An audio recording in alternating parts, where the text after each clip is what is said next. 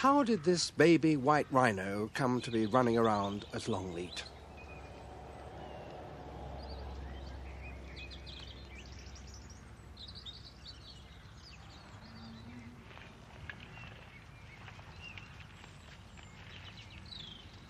Today, a baby rhino is no longer a rare sight in Britain's safari parks. But the fact that it's here at all is something of a miracle.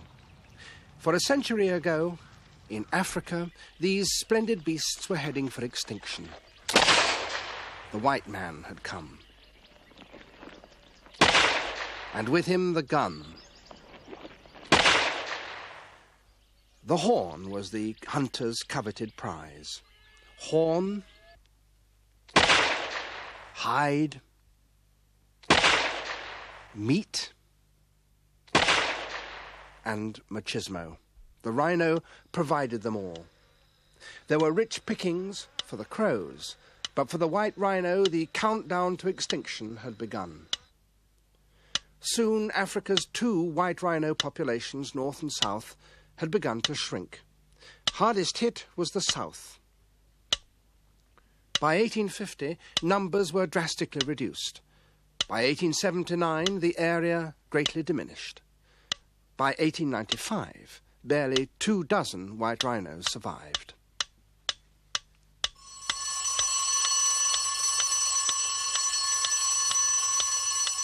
The alarm was raised in a letter to the governor of Zululand saying the white rhino was almost extinct and should be protected. In 1897, the governor proclaimed 3 reserves, including one lying between the black and white Umfolozi rivers, where the last remaining rhinos survived. Today, their descendants are still here, Natal's Umfolozi Game Reserve, the oldest in Africa. 118,000 acres of rolling hills and river valley, red oat grasslands, mtomboti trees, and thorn thickets where the rhinos can roam in peace.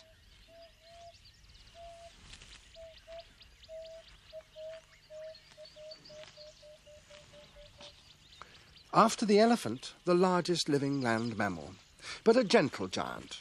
Vital statistics: poor eyesight, good hearing, good sense of smell, can weigh 2.5 tons and stand over 2 meters high, spends most of its time eating grass, and may eat 1/2 ton of grass a day. The one thing they're not is white. The name comes from a Cape Dutch word meaning wide, which refers to those lawnmower lips. The black rhino is a very different animal. It's a browser with a pointed upper lip for plucking at bushes. It holds its head up higher than the white rhino, and though slightly smaller, is far more formidable. Black rhinos are more inquisitive and often downright aggressive when threatened.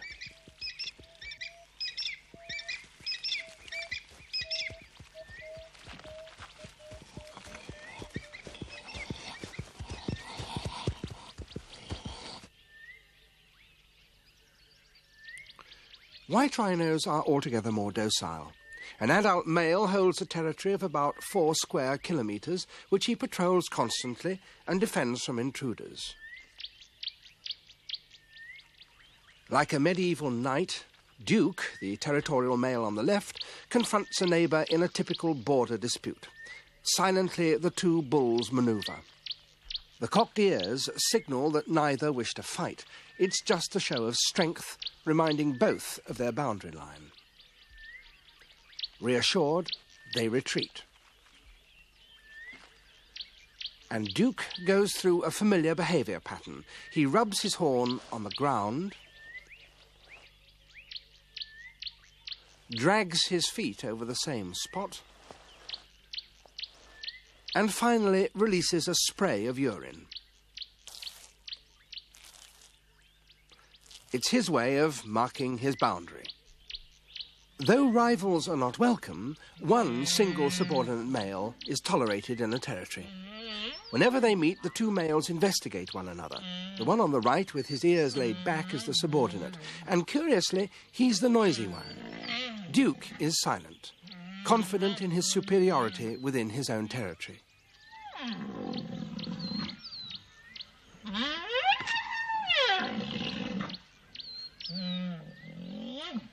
The growls, laid-back ears and curled-up tail all communicate the subordinate's inferior status.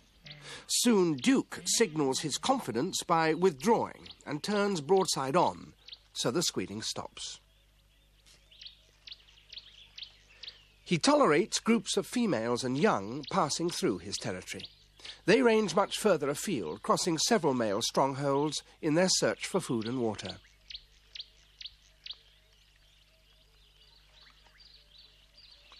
In the arid bush country of Umfolozi, water is precious, and as the dry season progresses, all the animals, including white rhino, become increasingly dependent on the waterholes. This particular waterhole is shared by Duke and several other male rhinos. Each has his own drinking point, and by sticking to their own patch, or arriving at different times, they usually manage to avoid each other.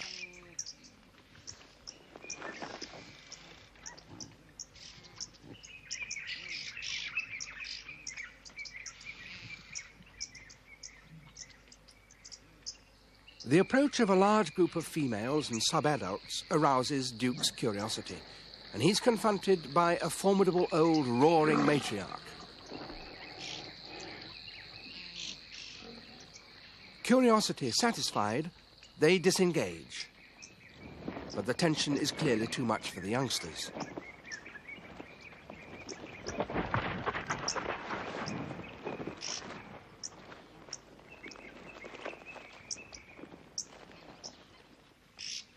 After the dust has settled, the animals cautiously reappear and return to the water's edge. Thirsts must be quenched, though in the dry season, white rhinos may go up to 4 days without coming to drink.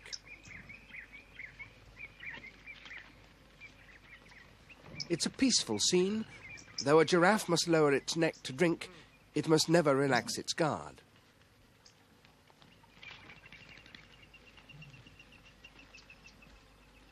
For the waterhole is also a place of danger. A place where lions may lurk in ambush.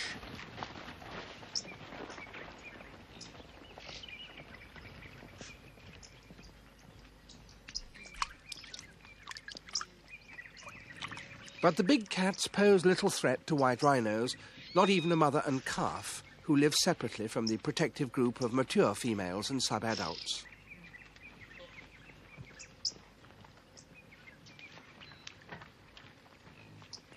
When the lioness has departed, peace returns once more.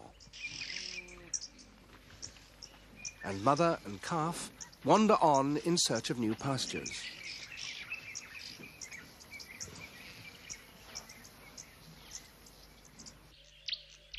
Meanwhile, Duke has got wind of approaching visitors.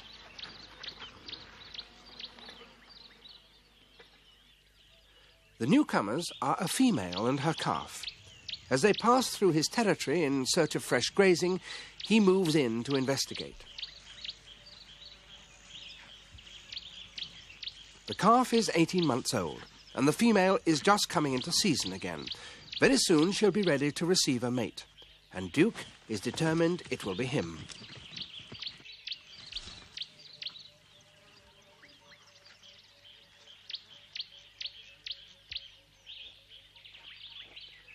She is not so sure, but he has set his heart on her and patrols his border to head off her escape.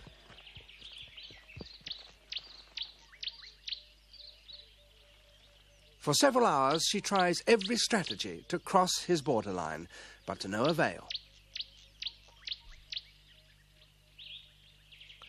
Finally, to emphasize his sovereignty, he marks his territory again with urine. And eventually, mother and calf settle down to graze. Horn rubbing at a dung pile is also part of territory marking. Duke makes daily visits to these middens and scatters the old dung before depositing more. Each male leaves his own distinctive smell, and these middens act as a warning.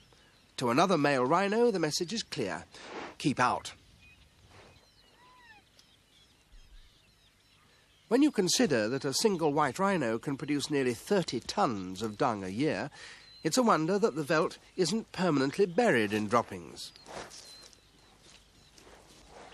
He has many middens around his territory, and some boundary ones may be 15 metres across. And the volume of dung builds up, especially by the end of the dry season.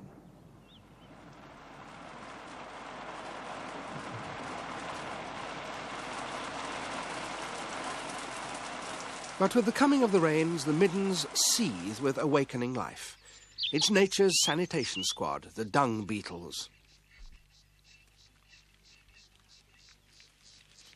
By devouring and burying the fresh dung, the beetles play a vital role in recycling valuable nutrients.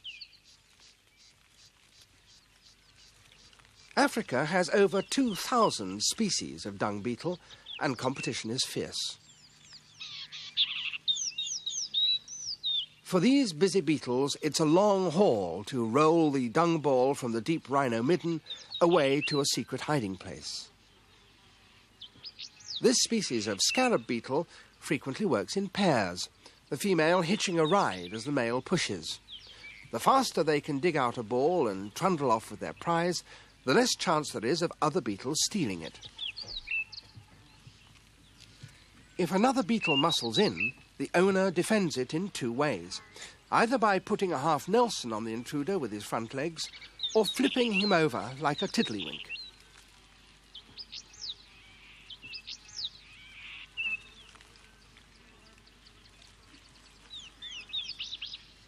A 200-gram or half-pound prize is always worth fighting for. Lots of pushing and shoving, and then a winning flip.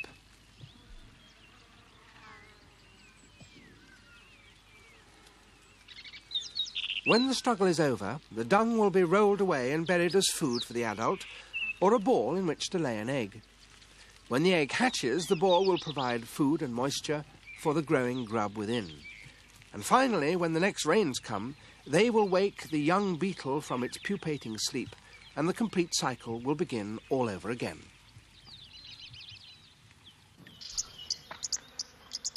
The gift of dung is also welcomed by the swarms of flies that ride on the rhino's flanks. They drop off on the midden to lay their eggs and wait to hitch a ride on the next rhino that passes by. The abundant insect life attracts other visitors to the midden. A pied crow drops in to feed, followed by a pair of glossy starlings.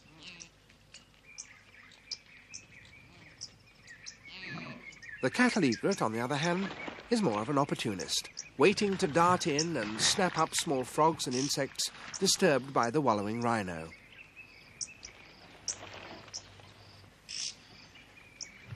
Wallowing is necessary for many animals.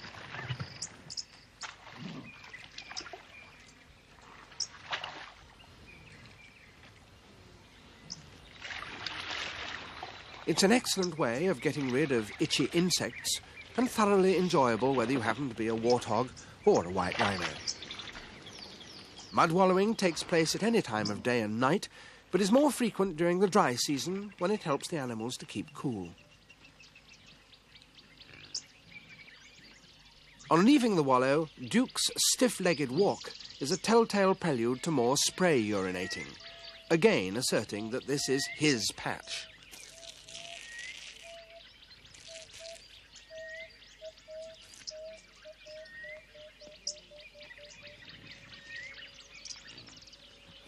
Then he finds a familiar tree and finishes off with a satisfying scratch.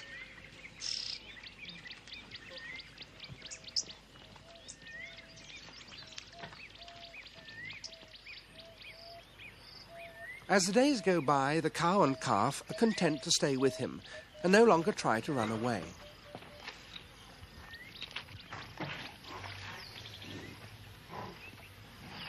But Duke is determined not to let them out of his sight for a moment. When they go for a wallow, he goes too, just to keep an eye on them.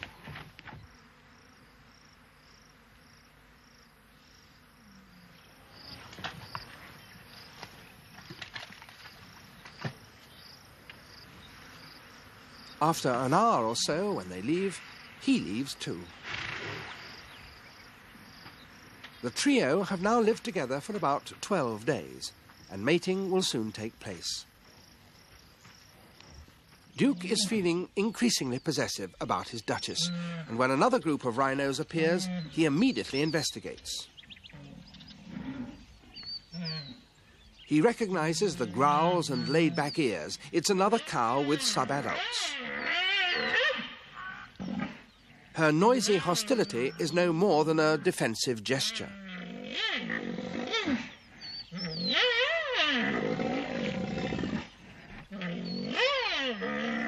She's no threat to Duchess.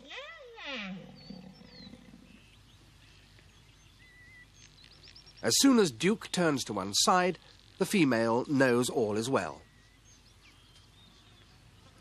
Her ears come forward and she returns to her eating. Duke goes back to his companion.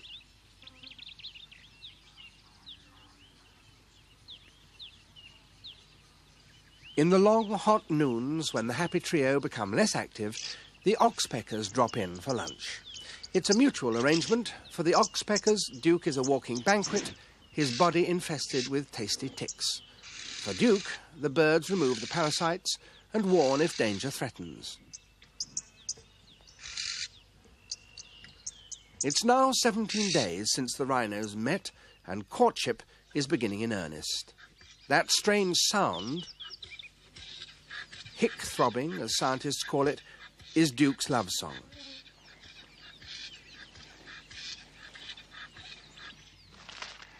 But Duchess is not yet receptive to his advances. Next day, he tries again.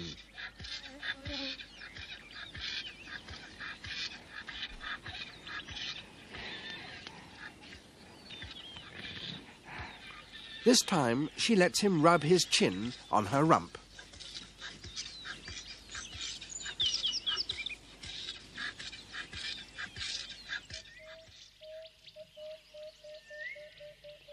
In a nuptial grove of shady thorn trees, mating takes place to a serenade of sad-voiced wood doves.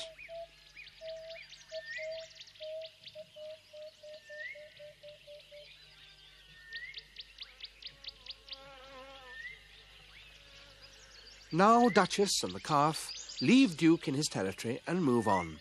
He no longer tries to keep her, but stays behind, master of his domain. After a gestation period of 16 months, Duchess's new calf is born. The tiny youngster squeals to keep in touch with his mother.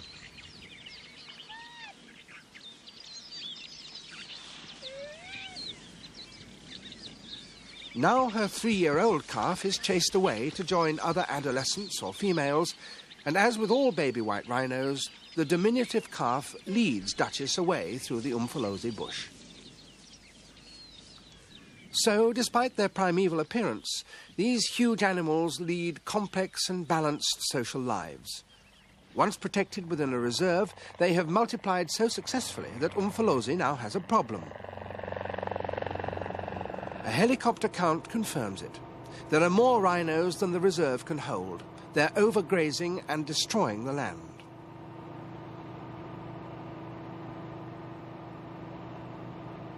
This year's total, 1,200 rhinos in the reserve.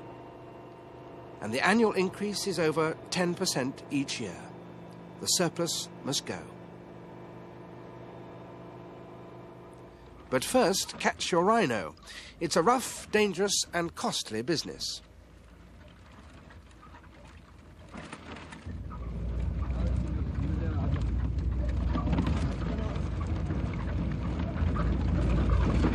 First, a tranquilizer dart is fired.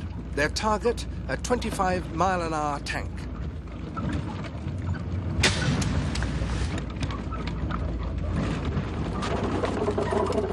One dart does the trick, but the drug doesn't work straight away. The capture vehicle has time to go after another rhino.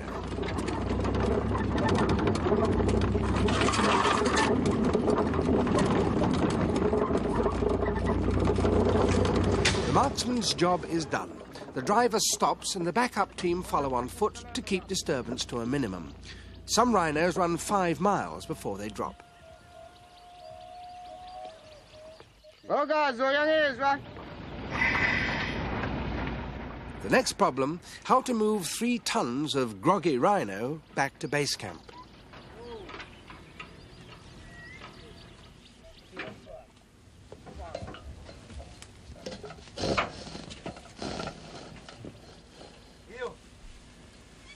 Somehow, the drugged giant has to be coaxed into a specially constructed crate.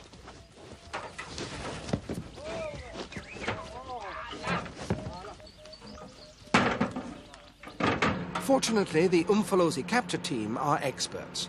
They've had 20 years to perfect their technique, 20 years in which over 2,100 white rhinos have been successfully moved to new homes. The first white rhino to leave Umfolozi was moved in 1961 to another game reserve just 100 miles away. At the time, it was a major triumph. Today, the rhino removal business has improved so much that animals are exported all over the world. Not only does it take the pressure off Umfolozi, but the 2,100 dispersed rhinos act as a reserve. If this isolated population in Umfolozi was wiped out by disease, it could easily be replaced by rhinos from elsewhere.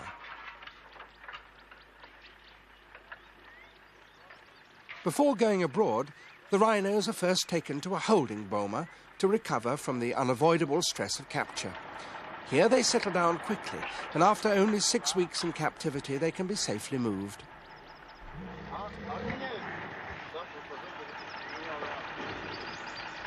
White rhinos are now breeding in zoos from Whipsnade to Cuba, Canada to Pekin.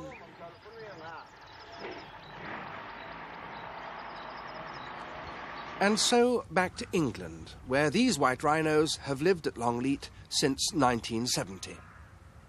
Here they've settled down so happily that this baby white rhino was born here in August 1979. The presence of a captive-bred white rhino thousands of miles from Africa is perhaps the crowning triumph of the long struggle to rescue these unique animals from extinction. Today, the famous Red Data book, that doomsday catalogue of endangered species, no longer contains the white rhinos of southern Africa.